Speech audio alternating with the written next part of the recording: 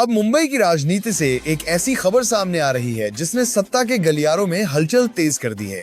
नाम है रानी द्विवेदी। रानी Dwivedi ward number 13 से चुनाव जीत कर आई हैं, लेकिन उन्हें सिर्फ एक वार्ड की पार्षद मानना सबसे बड़ी राजनीतिक भूल होगी। रानी द्विवेदी कोई अचानक उभरा हुआ चेहरा नहीं है। वह भारतीय जनता पार्टी की वर्षों से तैयार की गई एक मजबूत संगठनात्मक कैडर लीडर हैं। बीजेपी महाराष्ट्र की सेक्रेटरी रहना सिर्फ एक पद नहीं होता, इसका मतलब होता है पार्टी के अंदरूनी ढांचे, जिला इकाइयों, नगर इकाइयों और प्रदेश नेतृत्व के बीच सीधा समन्वय। रानी द्विवेदी पार्टी की आधिकारिक प्रवक्ता भी रह चुकी हैं, यानी ये उन्हें अच्छी तरह पता है कि कब बोलना है, क्या बोलना है और कब रणनीतिक चुप्पी साधनी है।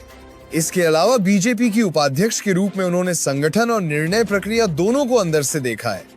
यही वजह है कि पार्टी के भीतर यह माना जाता है कि रानी द्विवेदी सिर्फ चुनावी नेता नहीं, बल्कि सिस्टम चलाने वाली नेता हैं जिन्हें संगठन, सरकार और मीडिया तीनों की गहरी समझ है।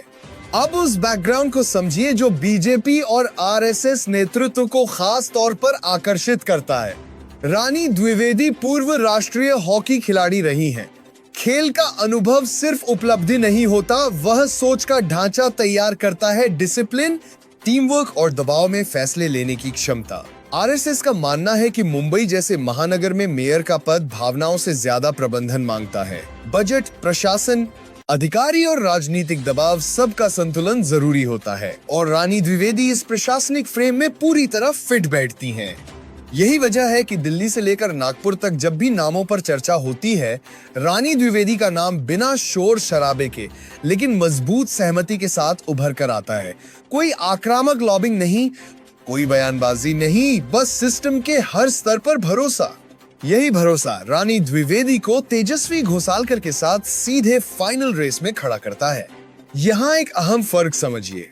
तेजस्वी घोसालकर का नाम भावनात्मक और राजनीतिक रूप से बेहद मजबूत है, जबकि रानी द्विवेदी का नाम संगठनात्मक और प्रशासनिक ताकत का प्रतीक है। इसी वजह से रेस अब कई नामों से सिमटकर सिर्फ 2 नामों पर आ चुकी है, तेजस्वी घोसालकर और रानी द्विवेदी।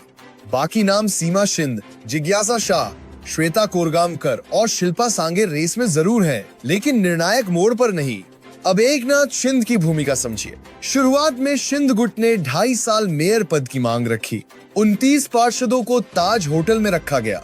कहा गया ट्रेनिंग और ओरिएंटेशन है, लेकिन असली मकसद बीजेपी पर दबाव बनाना था। इसके बाद उद्धव ठाकरे गुट में टूट शुरू हुई। कांग्रेस के पार्षद बीजेपी के संपर्क में आए और आरक्षण लॉटरी में महिला ओपन कैटेगरी तय हो गई।